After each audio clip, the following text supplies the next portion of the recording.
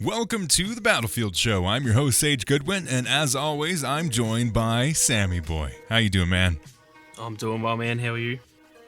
Doing fantastic. The Battlefield dice gods are in our favor, or my my schedule for getting groceries is great.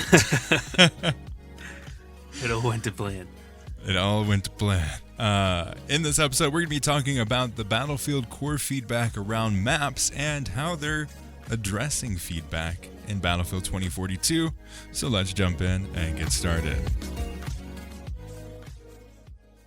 This podcast is a production of Uplink Media Group. Uplink is a podcast network dedicated to highlighting the love and experience of gaming and pop culture. Check out our other shows, Star Wars Uplink and The Forge, the Halo Infinite podcast, as well as our YouTube channels for even deeper dives into Battlefield, Star Wars, and more. YouTube.com/Uplink podcast and StarWarsUplink.com.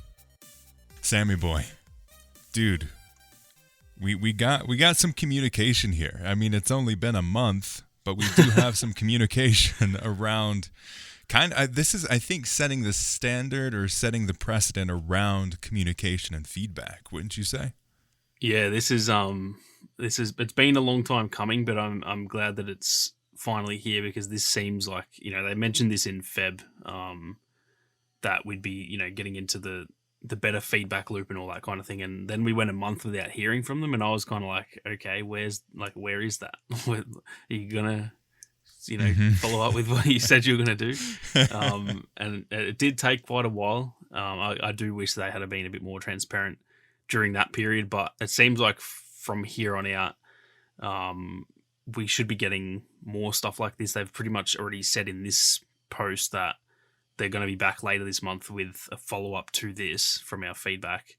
And then there's the update next week, which no doubt will have patch notes. So it seems like this month we're 3 days in, and there's already three separate, posts confirmed for the month, which is that's a decent enough standard. I think every fortnight I'd be happy with that if they can just say something about the game, their direction, the patch notes, whatever.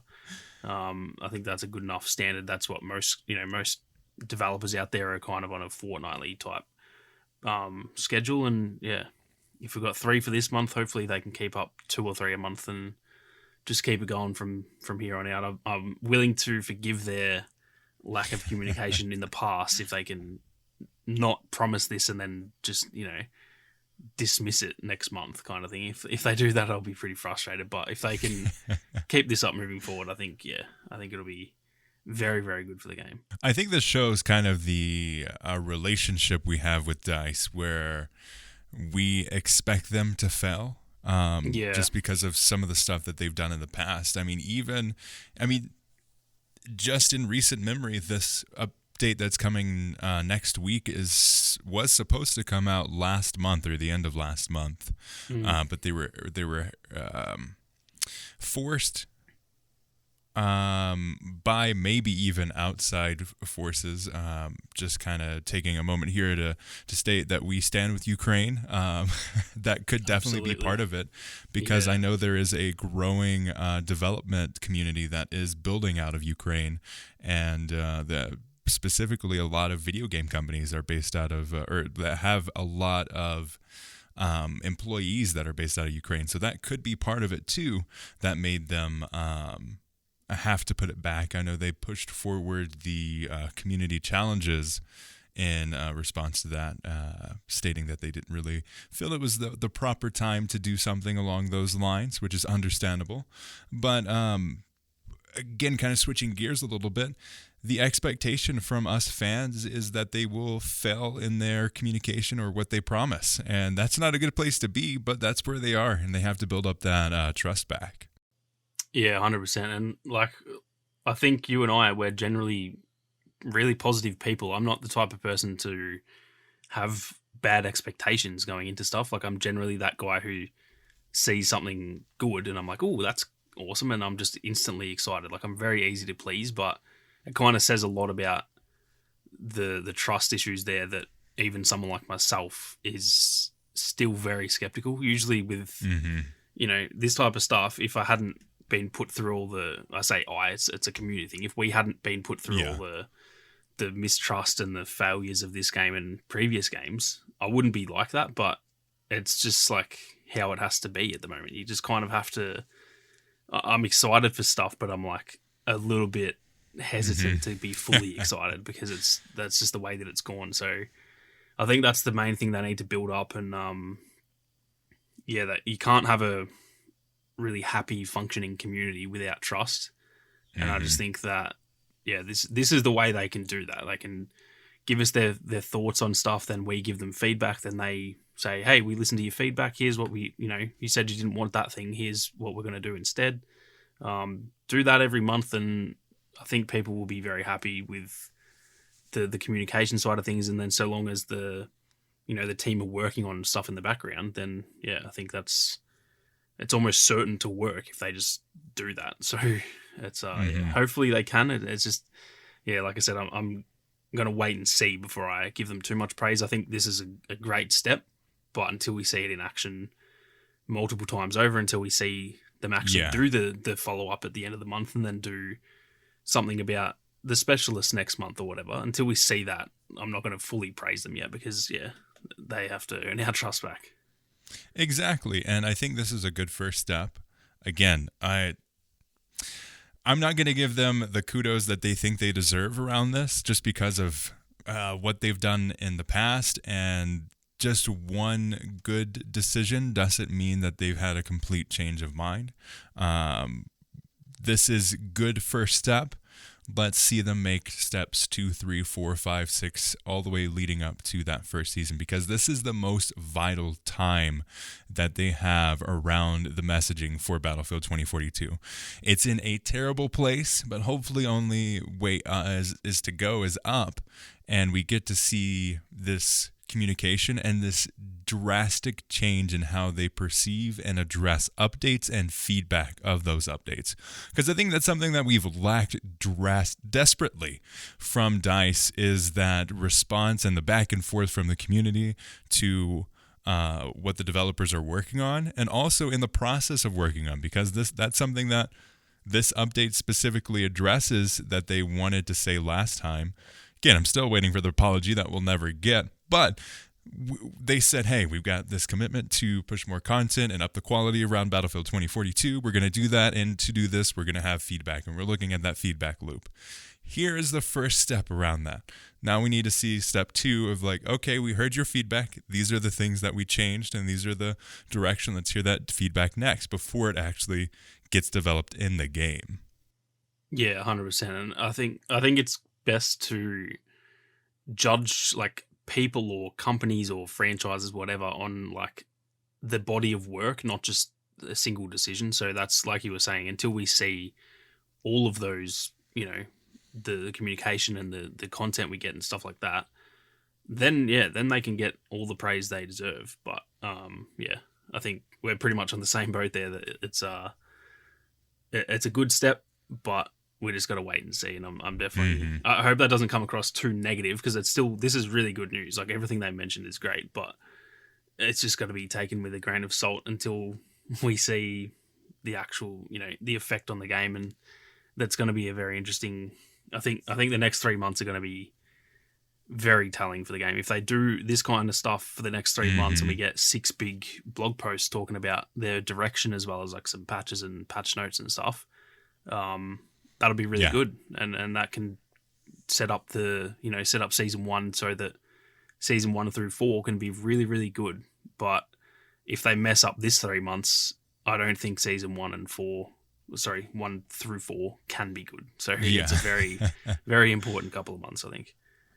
Definitely. We need to see where they are and where they're going, and we need to be on that journey with them. 100%. Now, before we jump into the main thing, because once we get started on this, we won't be able to go back. I do want to say, before we were planning to do a podcast on Hazard Zone, and I've been trying all week to get into Hazard Zone games and have been unsuccessful in my efforts to get into Hazard Zone games. Dude, last night I was like, okay, we're going to do the podcast tomorrow. We got groceries. and I'm gonna sit down, try to play some Battlefield. I was there for 45 minutes. I pulled up my phone and was playing something on my phone while I waited for Battlefield, and I kept on getting this error of matchmaking. Like it'd start to go through the process of matchmaking and then be like, sorry, buddy, you ran into an error. I've been here for 15 minutes. Why? Yeah, it's very much I didn't even... So, like, when you mentioned we were going to do that for this podcast, because I've luckily already played it before the game came out, I have enough experience that I thought I would just go back and watch my gameplay rather than even attempt to try and find a game. So, yesterday I sat down and watched just like 2 games of what I recorded because I thought I'm not even going to bother. Like I think there is literally 0 players on Australian servers playing Hazard Zone. Like it's been dead since like a week. So yeah, I didn't even. You know what would have been able to fix this? A server browser that we all could have gone to and see which ones were filled. But yep, that's not a thing, dude. It was so funny too because like I would get into a full squad. And then we'd all be waiting, and then we'd quit, and then we'd try to get into another game, and then it'd be the same people that we just kind of shuffle around. Yeah, I've had that a few times when I'm trying to play, even just like regular like conquests and stuff, but like early in the morning, and there's not enough people on. I've had that before where like you jump into a lobby and it's on say orbital, and you see the people in your squad, and then one of them backs out, then the other one backs out, and you go, oh, I'll just quit and try again. And then you load into a game on Hourglass, and it's just the same people in a different order, over and over. I've had that so many times. Mm-hmm. Yeah, and like it's so indicative of the place that the game is too. Just that one experience, something that they had hyped up so greatly, and then it failed miserably. Like I was playing around supper time, and I was like, okay, I'll give it a little bit, and then I hop back on, watch the show, hop back on. 8:00. Nothing. I waited there 45 minutes and it's like, okay, I'm going to go to sleep now. So it's a rough time. I still have yet to play Hazard Zone, a full game of Hazard Zone since launch. Just haven't been motivated to play it. And this was an opportunity to be like, okay, let's give it a chance. Let's see what's... No, you can't do that, buddy. Sorry, pal. You missed your chance. I did. Gone forever. Limited time only game mode. Yeah. We didn't think that they would add them in Battlefield 2042, but there they are. It's in the Turns form of out Hazard it's been Zone. there since day one. Yeah. So I just wanted to say that. I'll probably go back and watch your videos on Hazard Zone when we have that discussion. But now let's get into Battlefield core feedback around the maps. And this is pretty well timing. We did our kind of feedback around the UI, and we did our feedback around the state of the maps, really. So this is pretty good timing. On Battlefield, or they say on February 1st, we reaffirmed our commitment to push up the quality of Battlefield 2042. Part of that commitment is to better clarify the design direction we're taking and what's motivating our decisions to bring improvements to the game via a feedback loop that involves you, our players, more directly. And they said they've, based on our feedback, they've outlined 5 main topics around the current problems with the gameplay on their maps. And I think it's so funny too. Before launch, they're like, man, 128 players, the largest maps ever. And then they directly say in this this blog post, yeah, we've come to find out that bigger is not better, and 128 players might not be the good move for certain game modes. Yeah, it's frustrating, but at the same time, I'm actually really glad that they have pretty much admitted fault. A lot of this was actually very well worded to like, it was just kind of like, yeah, look, we realized that it's probably not as good as we thought it was in terms of the size and the layouts and stuff.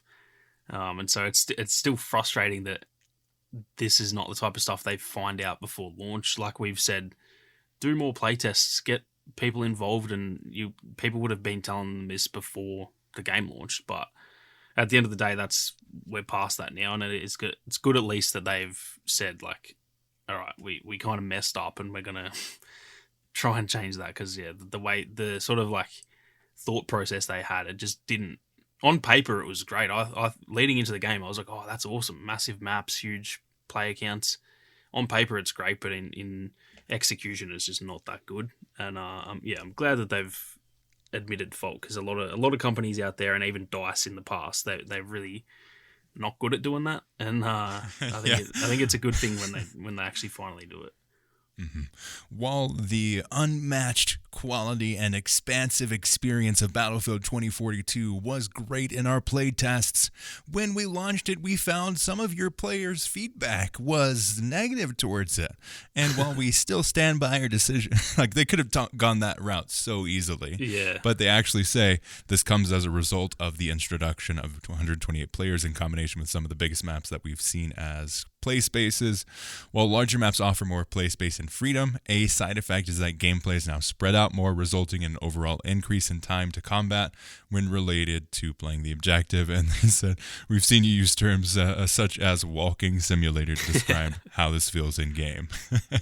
See, like that's the top. I'm actually really glad. Like when I saw that gave me a little chuckle that they're kind of almost leaning into it a bit and memeing themselves, which I think is, it's the right way to do it. If you're gonna try and, initially it felt like they were trying to die on the hill of like, 128 is the way to go, and now it's good to see that they're at least sort of taking the piss out of themselves a little bit and just making a joke out of it, which is, I think that's something that like I really enjoy the Xbox social media team. They're just so funny. So when they great, make like mistakes, best in class. 100%, yeah. And when they make mistakes, they always admit fault, and they'll later that week they'll meme themselves and like pretty much self roast, the company, and it works really well. And people now, just like you and I, we've just said we really enjoy that. It's not something you generally enjoy, like a social media team, but they're just really good at what they do, and I think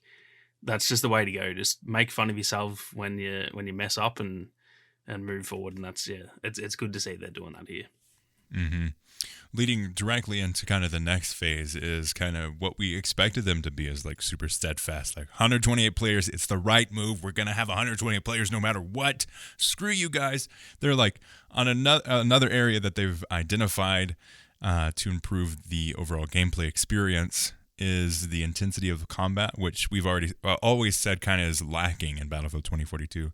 Specifically, there's areas where it's just an expanse of nothing. You feel like you aren't contributing to the objective. And they had specifically addressed this in terms of breakthrough, which when they tried out 64 players, it worked so much better. And they said during certain pushes for the objective, it can get too chaotic when fighting over flags.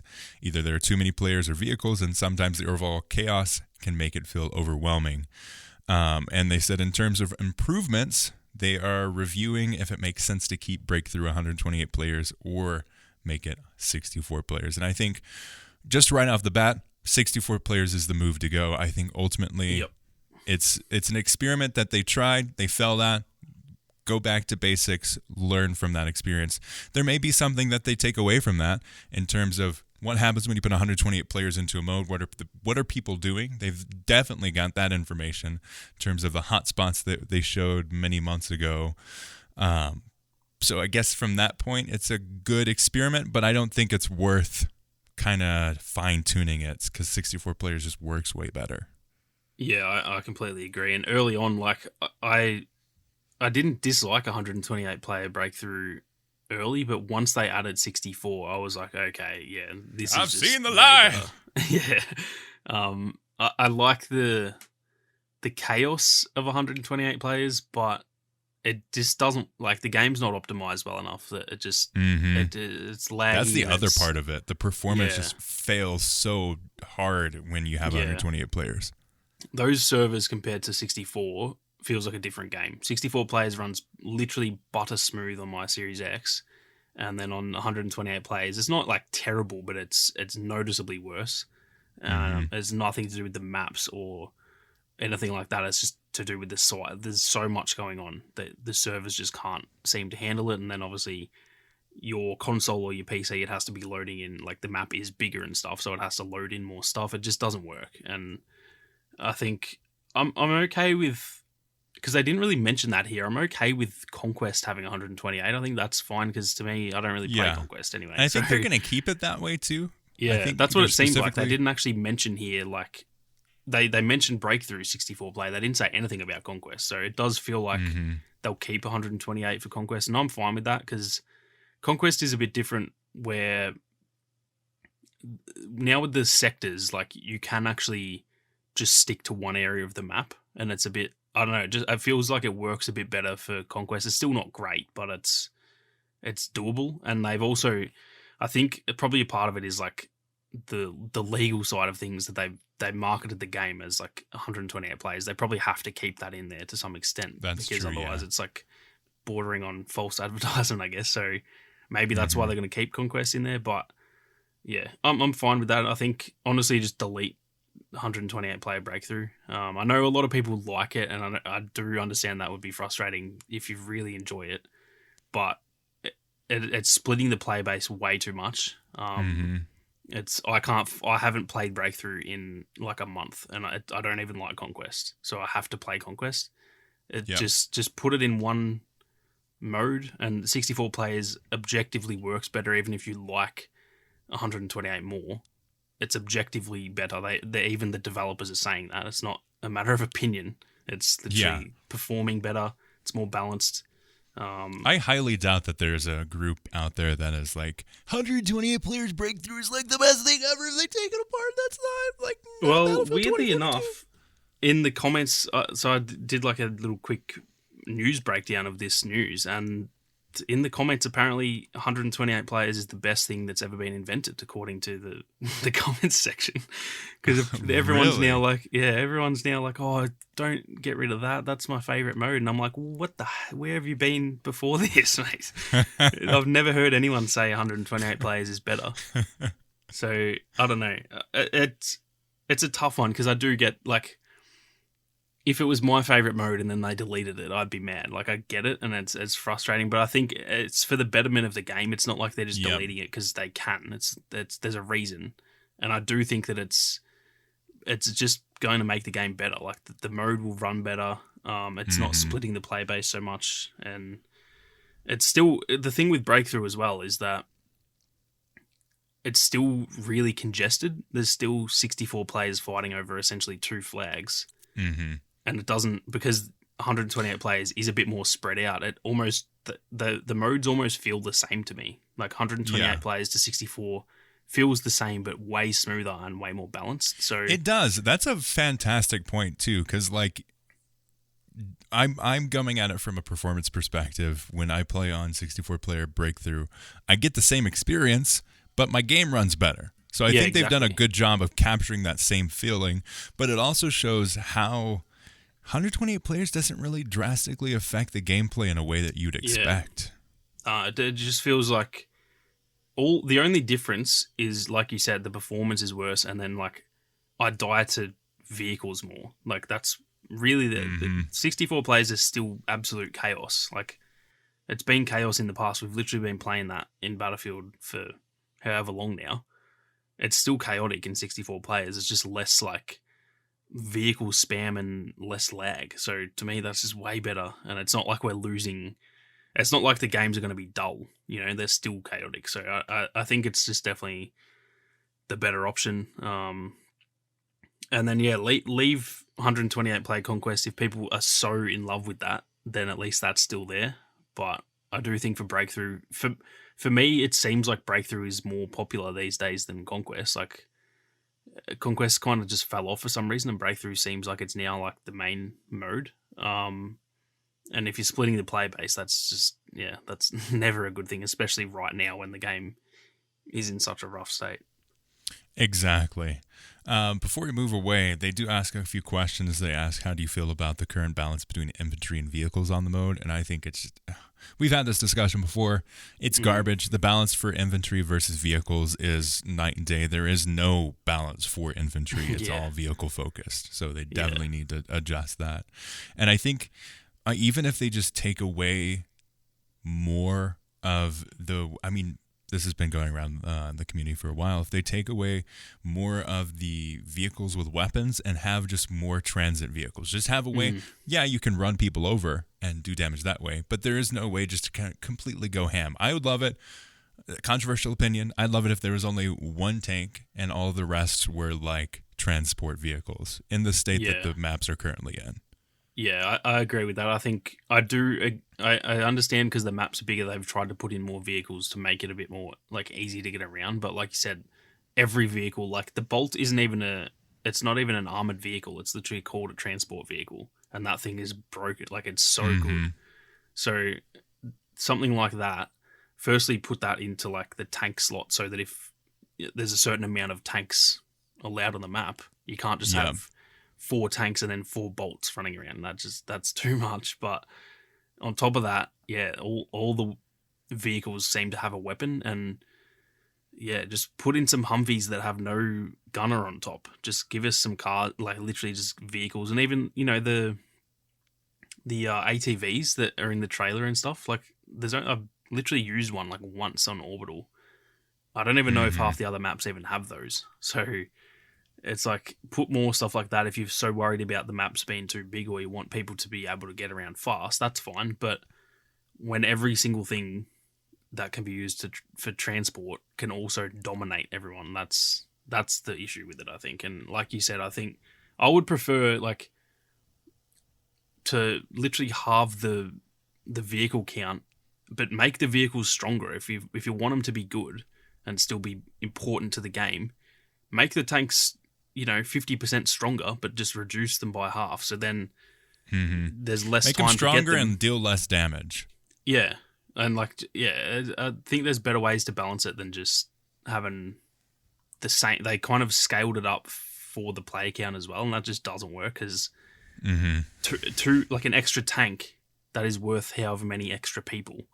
So you can't just double them and double the player count because they're so much stronger than regular troopers that it just doesn't work. So that's and they did go into that a bit in this, that they've looked into the amount, and that's probably the biggest thing that I took from this whole post was the whole vehicle thing, because to me that's my main frustration with the game. Is like I honestly reckon half of my deaths since launch have been from vehicles, not even joking. Like there's times you're out like doing well, you're in this spot holding it down, and then there's a tank, I'm dead. You just can't do anything. And they've always been strong in the past, but I think the amount of them, it's like strength in numbers now. It's not even strength in the vehicles being good. It's just strength in there's literally like 40 of them on the map and you can't stop them. Yeah, and that decision early on to add more vehicles just was not a good decision. Yeah. I remember that in the beta, the beta had a good amount. No one said a word, and then they're like, "Oh, let's double it." It's like, what? Right? You know what, guys? Let's add more tanks. It's gonna be great. It was odd, but yeah. If they just go, because the beta felt really good in terms. Well, it didn't feel good, but the vehicles felt really good. It didn't feel overpowered. It didn't feel like there was too many, and so just revert to that, or even add one extra vehicle. Maybe not a tank, but like an extra bolt is allowed or whatever. Like that's fine, but they seemingly just literally doubled it, and it's not. It doesn't work. And they somewhat on the same direction. They have a section on line of sight, which desperately needs to be reworked. And my takeaway from what they say, and we'll get into that in just a second, my takeaway from what they said is that I don't think they're treating it with as much seriousness as I would hope that they would, or at least I want them to. They're like, oh, well, on Breakthrough, we're redesigning the Breakthrough experience to move combat into areas of the map where better cover already exists. Good first step. That should be now, not this is coming, guys, get ready, it's going to be great decision. It should be, oh yeah, for now we're going to move these points into more areas where cover is available. That's what we're doing in this next update. Yeah, because to me that feels like that's not that hard to do. Is it? They did it with the rooftop points. It can't be that hard to. It's not like they're actually changing the map. They're essentially putting down a border where when you're inside of that, you're capturing the point. I feel like that's the only thing. And obviously it's always harder than we all think it is, but I can't see that taking 3 months from now Like, that's surely not that hard of a thing to do. Get ready, guys. We're moving around the points. It's going to be game. No, I want you to say, okay, yes, this is what we're doing for the meantime, but we're redesigning the entire experience on those maps because they don't offer enough cover. Because that's true on every single map. And they also say, we've noticed it on a few maps, but some of the existing ones are already pretty good. No. Rethink how you are looking at these maps. It's when you get into a point in like a project where you're like, okay, it's pretty good, and then you give it to a friend that reviews it, and they're like, well, why'd you do this? Well, I don't want to listen to you because we already did this, and I don't want to rewrite that paragraph because I already did this paragraph. That's kind of the vibe that I'm getting off of some of the things that they said. Yeah, and I think, like you said, I think it's a good change, and I think that's probably, I kind of overlooked that, actually, that just putting completely changing where the points are. If you put them inside of a building rather than in the open area outside it, that is going to make them a lot better already. I kind of overlooked that, and I think it's a good step, but the fact that that's going to take them so long is kind of odd to me.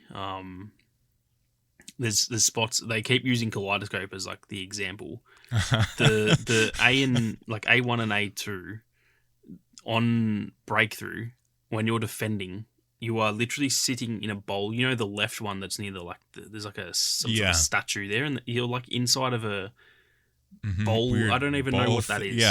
Yeah, and you are actually sitting ducks for choppers. Like, they're asking you to defend that location, and it's like quite literally shooting fish in a barrel. The choppers just come past. They just have to land their shots on that cement pad, and they will get like 10 kills. And it's like, that's the type of stuff that if they just change that now, put the points further to a separate area where there's already a bit more cover, and then that sort of stuff won't happen. And then down the line, then because the cover will take time. Adding actual new cover, that's like redeveloping the maps. That will take time, and I'm happy to wait for that. But man, waiting, like, it's going to be 4 months since they mentioned it, pretty much. It's going to take 4 months to change the spots, and obviously they're doing more than that, but surely they can do that in the meantime. Yeah. So that was probably the one thing from this that really frustrated me, was that I'm happy to wait, but if there's stuff that surely they can do now, surely look into doing don't wait until earlier. Season 1 to do it if you can do it earlier. Yeah. It's a quick win. It's a quick win. Yeah. They touch on the paths towards those objectives, and the lanes that players most commonly traveling in when moving between objectives. And I think this too is they mention it in terms of how the maps are laid out in a square versus a rectangle, like they've been in previous titles. And I think it's a good move to have it, because you need the maps don't guide you to where you need to go. I remember the first time I hopped into Battlefield 2042, I was like, okay, where am I going? What do I need to do? It's not very clear. Yes, it gives you a sandbox to play in, but most of the time I'm not looking for a sandbox when I go to Battlefield game. I'm looking for, I want to capture these objectives, I want to shoot people, and I don't want to get killed. That's especially I think in Breakthrough too. Like, Breakthrough to me almost isn't that sandbox experience that they're going for. It's not meant to be like, that's Conquest to me. It's a big, like, almost like an open world version of multiplayer game, whereas Breakthrough is literally you start, like, it's attacking versus defending. There should just be one like direction that it's going, rather than how it currently is. Like on Renewal, you go from, like, it's literally quicker to get from the spawn to the second sector than it is to get from the spawn to the first sector. And it's like, why is it going in a zigzag to get there? Like, it doesn't make sense to me. So there's a lot of stuff there that's confusing, but it is good that that's a big thing that I've noticed with Breakthrough, is the maps are all almost the same, like, layout as Conquest, and that doesn't make any sense. So I'm glad they're looking into changing that. Yeah, and they said they're presently looking to bring improvements into the paths that we have on our maps to make clearer and more defined paths while traveling between objectives, and in order to keep combat focused and to make it easier to understand how to get from one objective to the next.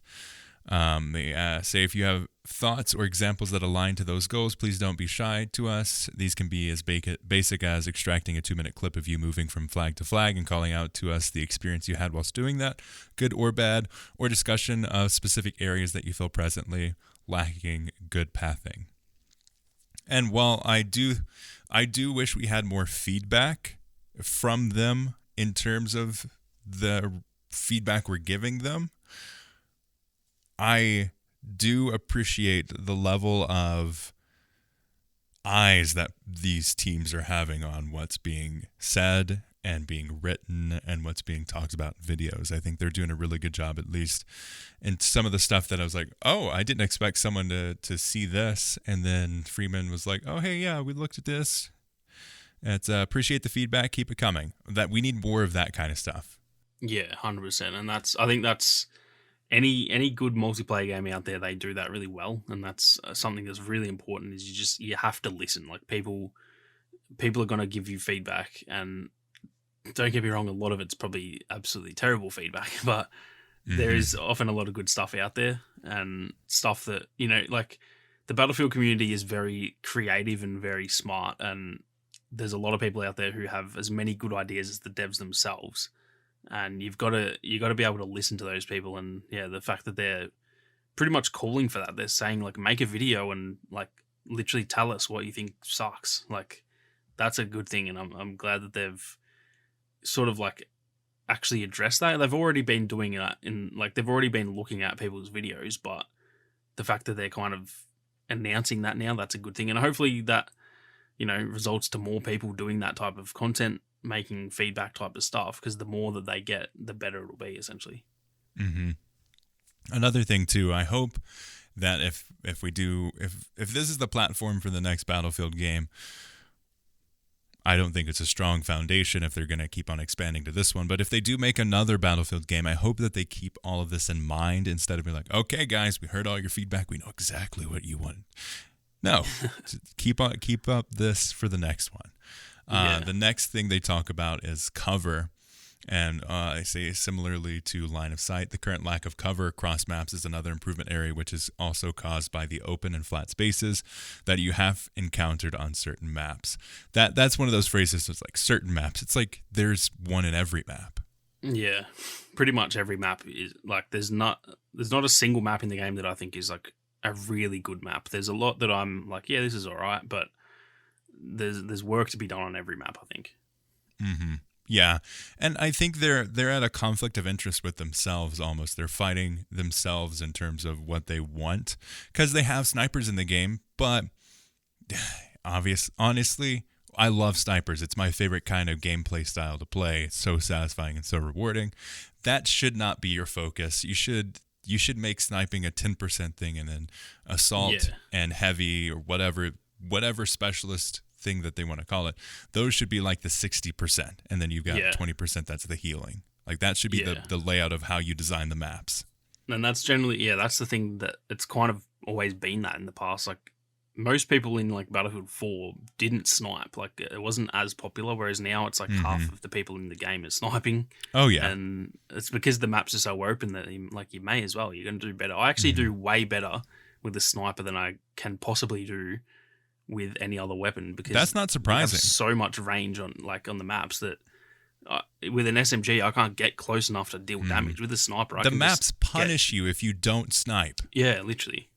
So yeah, I think that's something that they hopefully can, like the cover side of things is something that I really hope is not just putting like a single bus in a field and saying, "Hey, we're going to sprinkle some buses all over the place." Yeah, like it needs to be a full overhaul in terms of the cover.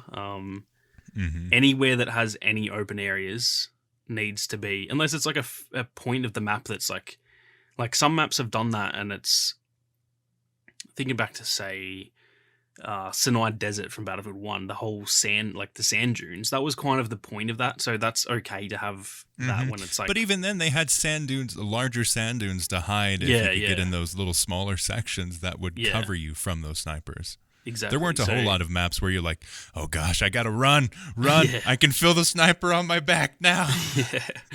Yeah. So this is for me the number one thing. None of the rest of it matters if they can't get the cover right. There needs to be a lot of, and not just like a rock. Put some stuff that suits the put world. Another put down choppers in there. down. Put a build. Yeah, exactly. Like put stuff that actually makes sense in the world, and that's like not just a little thing, like an actual an extra building or an extra. Put the like military tents with medic, where medics are meant to be hanging out and healing people. Put like little facilities like that around the place. Like there needs to be big cover, not just a literal rock, because that just won't change anything. So I'm very curious to see how they go with that. Yeah, that's my biggest fear too. Is they're like, okay, guys, we're gonna give you cover, and it's like some rocks around the map. Like that's, I don't want that. That's why that's kind of like what I was saying earlier. Is I don't want them to look at it and be like, okay, we don't want to completely redesign it, so we're gonna put a bus here. We're gonna put some rocks here. I don't want that. I want you to look at the geometry of the map itself, where the buildings are, make the buildings closer to each other, have a path for vehicles that's specific for vehicles. And you may be able to get a vehicle in the infantry area, but that should be difficult and should be easily accessible for the infantry to destroy.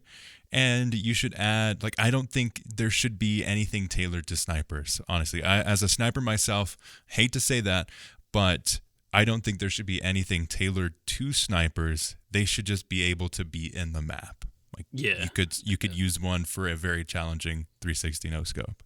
Yeah, I think the only place that should be made for, well, not even made for snipers, but there should, I think, like say on Breakaway, where there's the oil rig and like there's the one like path up to the oil rig, and like that's cool having that one path, and it's like a bit of a death trap because snipers can kind of sit there and like pick people off. And I think sections like that, it's like, if it's well done, it can be cool, but when it's like an entire map, that's an issue. And so I do agree that, and like I said, I'm a sniper as well. I don't want to nerf myself, but at the end of the day, anyone who's good with a sniper can do well anyway. Like I've always sniped in Call of Duty, and those maps are literally like the size of a matchbox, so it doesn't need to be long range. And I think snipers can do well at mid range, but no other weapon can do well at long range, for example. So in a mid range, you can have snipers doing well, but they can be countered by assault rifles and stuff. And at long range, you can't counter a sniper unless you have a sniper. So that's the thing they need to focus on is, have some long lines of sight, but not too long to where if you don't have a sniper, you're dead. You know what I mean? Like if I'm getting shot by a sniper, but I've got an assault rifle and it's a good range that I can actually win that, I have to play it smart, because if they hit me once, I'm dead. But I can, change sides of the cover that I'm behind and land a few shots and then go to the other side and still beat them, then that's good map design in my opinion. But when it's a range where it's like, I'm just going to die, there's nothing I can do other than throw down some smoke and just try and like maybe get away. Yeah. But yeah, I agree with that there should essentially be nothing that is designed for sniping. At most, design it for like a marksman rifle, because a sniper can still do well at that range. So it's not like you're making snipers irrelevant. They can still do well, but they need to be, able to be countered essentially. Yeah. Another thing too, they highlighted some of the direction that they're going with the design of the maps. They say what it is currently or in the next update, and then what's they're expecting to go forward. What I don't understand, kind of going back to that little conversation we had around the points, is like, why not just make the points like they are in their breakthrough large prototype layout in the 0.3.3 layout? Like, why does it have to have that stretch of time? Just do it. Yeah. I mean, honestly, and even not, like, maybe this update's too close. Do it in the next one. It doesn't need to be so long. Like, that's such a long time. Yeah. We've seen them change that already. It. Yeah. We've seen them do it with the rooftop ones. It didn't take that long. It took them like a week maybe. So just do it again. It's not...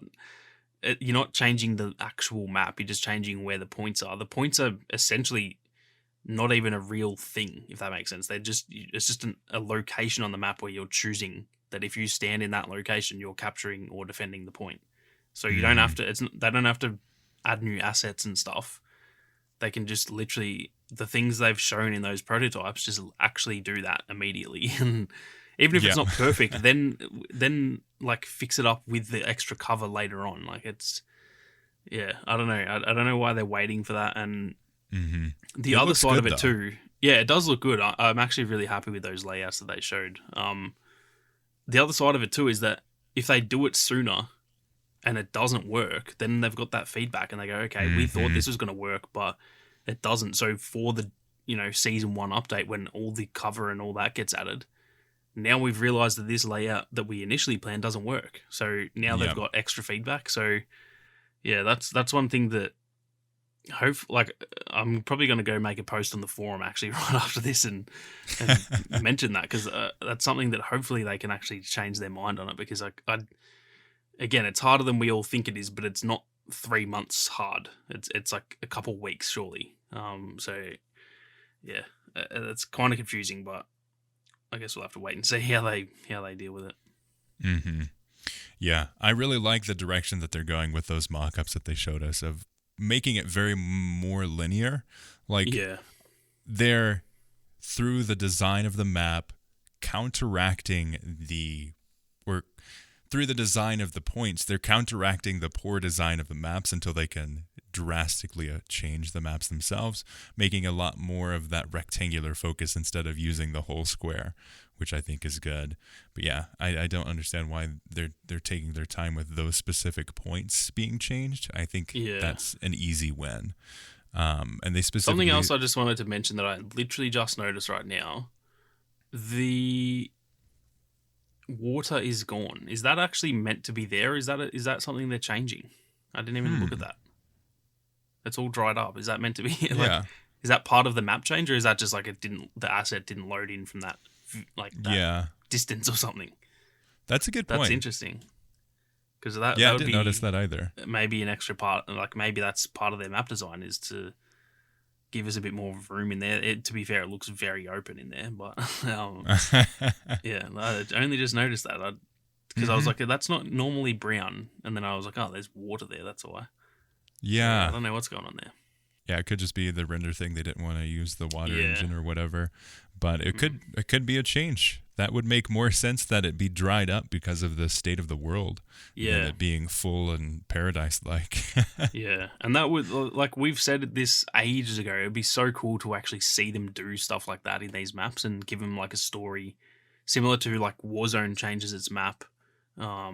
But this is like on a multiplayer level, and I've never seen that before. I've never seen maps change for like story elements, and I think that would be so sick to see. Like, the world's in such a bad state that the rivers are literally drying up, and then on other maps, Fortnite like you said, the satellites crash down and stuff. What was that? Fortnite's king at doing that, like using the map to tell those stories. Like when the asteroid was coming in, slowly it got closer until the end of the season and it exploded. And then they had this crater. And then I think that's a really good way to using the term that got popularized and memeized in like the early 2000s is that environmental storytelling. Like just put some blood splatters on the wall and everyone would be like, oh my gosh, what happened there?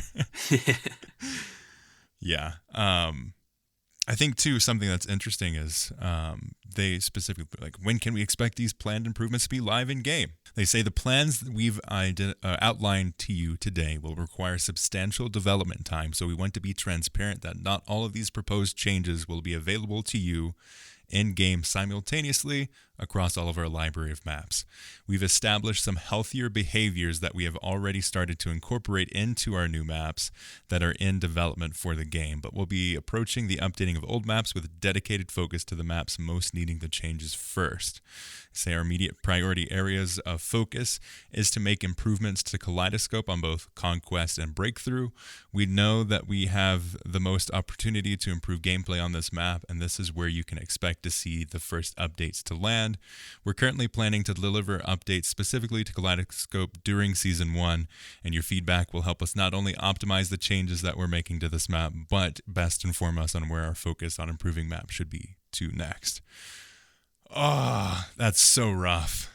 That was I really enjoyed everything reading this morning, and then I got to that point. I'm like, oh man, I didn't know it was going to take this long. Like, I to be honest, and maybe that's my own fault, but I expected by season 1 that maybe 3 maps would be done, and they're pretty much saying this map will be done, which is also the smallest map in the game as well. Yeah, what is it? 7 total maps in the game. Yeah, and this one will be done during season 1. It doesn't even say at the start. It says during season 1. So.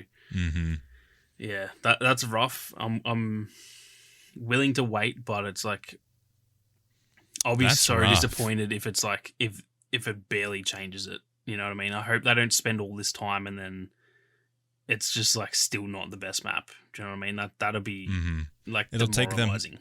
It would have taken them 8 months from launch to the first season, or probably after middle of the first season, maybe even towards the end of the first season, because they do say during, to get this one map changed. And that's depressing to think that that's the timeline that they're happy with for the changes that need to be made in this game.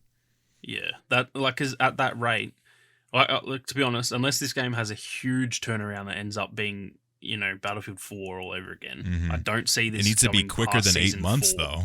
Yeah, because if it takes that long to do one, then we're only going to get 2 maps fixed by the end of the game's lifespan. Like, we're not going to get enough time. So if that's the case, just don't even bother, mate. Just make new maps. Like, I'm not even... If they're only doing new maps, get rid of the old maps. Yeah, if they're only going to have enough time to fix 2 maps, literally just don't bother. Just give us new content. I'll just deal with these maps, because that's not worth that much time. I wonder, too, because that would be maybe... just from an outsider's perspective, that would probably be the same team, or at least a subset of that same team, that would be working on those future new maps. Yeah, so if it's at the cost of a new map that they're going back and redoing these old maps, it's not a good decision. Nah, that's not even remotely worth it if this is going to affect... Like, I had the assumption that, and maybe, we don't know, maybe this is still barely... Maybe that's why it's taking so long, because it's just, literally one person doing it or something. If that's the case, then that's fine.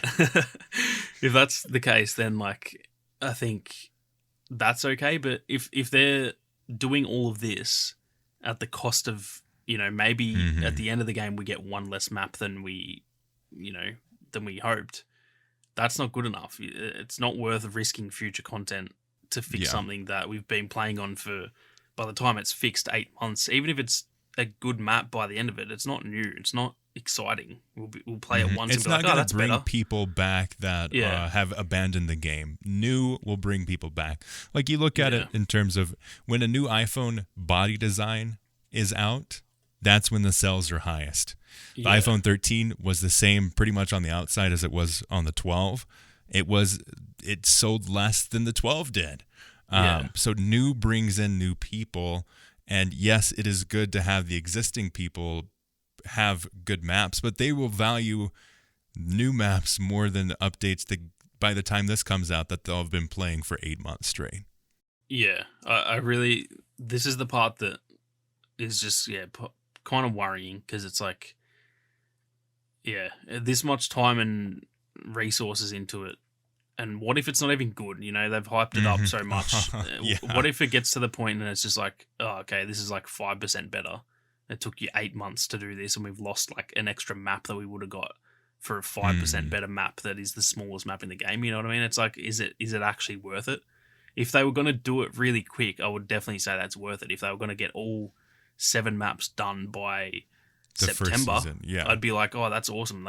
Go for it. But if it's going to take this long to do one, I just don't think that's worth it, honestly. So it's going to be interesting to see whether, maybe because it's the first one, maybe they're just taking their time and getting this right, and then the other ones after that will be a lot faster or something. And we're going to have to wait and see, but it's worrying, to say the least, that it's taken this long. Yeah. I didn't catch it too on my first read through of that specific phrase. One, my phone was being really weird, and it was hurting my eyes to actually read the white text on the black background. So I didn't catch that the first time, but man, that is not a good timeline. No. And they also say, what do these identified improvement areas mean for future map design? We've already briefly shared that you'll visit new locations in future seasons, so today we'll outline how these current learnings will impact our design process for future maps. The biggest action point for ourselves is that bigger maps doesn't necessarily mean more freedom and playstyles or fun. You can expect future maps to be smaller in scale than most of our release maps. This also means we are reviewing a possible reduction in the number of sectors and total capture points per map when playing 128 players. We're also thinking about changing the shape of the maps to give them more sense of direction. We feel that going from a common Battlefield standard of a square-shaped play space to a rectangular shape most commonly used in some of our older entries in the franchise can better incentivize pushing forward versus circling out sideways. We feel that this can help to focus areas of combat, enable you to have more focused awareness, and reduce opportunities for enemy fire to come in from all around you.